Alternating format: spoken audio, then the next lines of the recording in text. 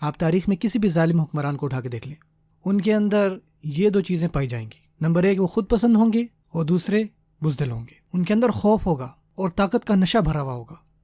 اور ان کی جتنی بھی طاقت ہوگی نا وہ ساری کی ساری بیسڈ ہوگی ان دنیاوی چیزوں کے اوپر۔ اگر ان کو ہلکا سے بھی ایسا لگے کہ کوئی دوسرا ان کی اس طاقت کے لیے خطرہ ہے تو وہ کیا کرتے ہیں؟ سب سے پہلے اس سے اپنی جان چھڑاتے ہیں، اور وہ بھی انتہائی ظالمانہ انداز کے ساتھ، بغیر کسی رحم کے۔ اب فرعون کی بات کر لیں، ہمیں بہت ساری مثالیں ملتی ہیں۔ حضرت آسیہ علیہ السلام کی بات کر لیں، اللہ تعالیٰ ان سے راضی ہوں، ایک انتہائی نیک عورت، ایک ایمان والی عورت، جنہوں نے اپنے ایمان کو بہتر سے بہترین کیا، جبکہ وہ انتہائی غلیظ آدمی کے ساتھ تھیں۔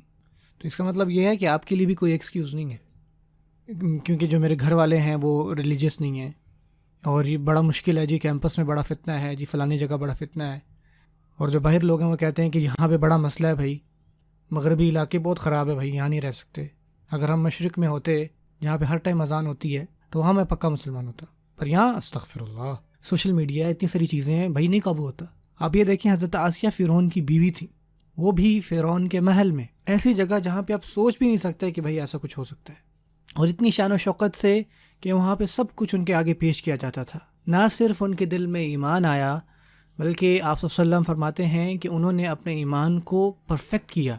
اپنے ایمان کو پکا کیا، اور انہوں نے حق کا بول بالا کیا، وہ بھی فرعون کے سامنے۔ اور اس کے بدلے میں کیا ہوا؟ فرعون کی اپنی بیوی، ذرا سوچیں اس بارے میں۔ یہ جتنے بھی ظالم ہوتے ہیں نا، یہ جتنا بھی ظلم کرتے جائیں نا، ان کا دل اتنا پتھر کا ہوتا جاتا ہے۔ آپ جتنے لوگوں کا قتل کریں اتنا آپ ڈیسنسٹائز ہو جاتے ہیں، آپ کو فرق نہیں پڑتا۔ تو انہوں نے اپنی بیوی کے ساتھ کیا سلوک کیا؟ ایک ایسی عورت جو ان کے ساتھ ساری زندگی رہی، ساری زندگی ان کا ساتھ دیا، ایسا نہیں تھا کچھ سالوں کی شادی تھی، انہوں نے موسیٰ علیہ السلام کی پرورش کی اپنے ہاتھوں سے، صرف اس وجہ سے کہ انہوں نے ان کے سامنے حق کی بات کی، تو اس نے یہ سلوک کیا کہ وہ ان کو صحرا پر لے گیا، ان کو برہنہ کیا، نعوذ باللہ،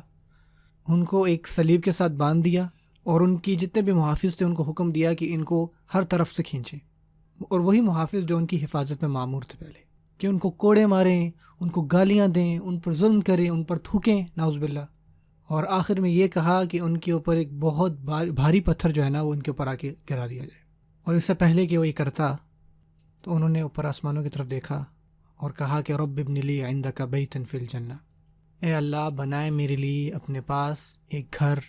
ایک محل جنت میں۔ اور انہوں نے گھر سے پہلے یہ کہا کہ اپنے پاس بنائے، کیونکہ سب سے مین چیز جو وہ چاہ رہی تھی وہ اللہ تعالیٰ کی قربت تھی، اور یہ جو محل میں چھوڑ کر جا رہی ہوں اس دنیا میں، یہ کوئی معنی نہیں رکھتا کیونکہ مجھے جنت کا محل چاہیے۔ تو اللہ تعالیٰ نے ان کی روح قبض کر لی اس سے پہلے کہ وہ پتھر ان کے اوپر آگے گرتا۔ اور آپ صلی اللہ علیہ وسلم فرمایا کہ جو شہید ہے وہ پہلے وار پر ہی اپنی جنت میں اپنا مقام دیکھ لیتا ہے، اس سے پہلے کہ اس کو وہ درد ہو، اللہ تعالیٰ اس کو اس کا جنت میں جو مقام ہے وہ دکھا دیتے ہیں۔ اور جب آپ اپنی جنت میں اپنا مقام دیکھتے ہیں، اپنی جگہ دیکھتے ہیں،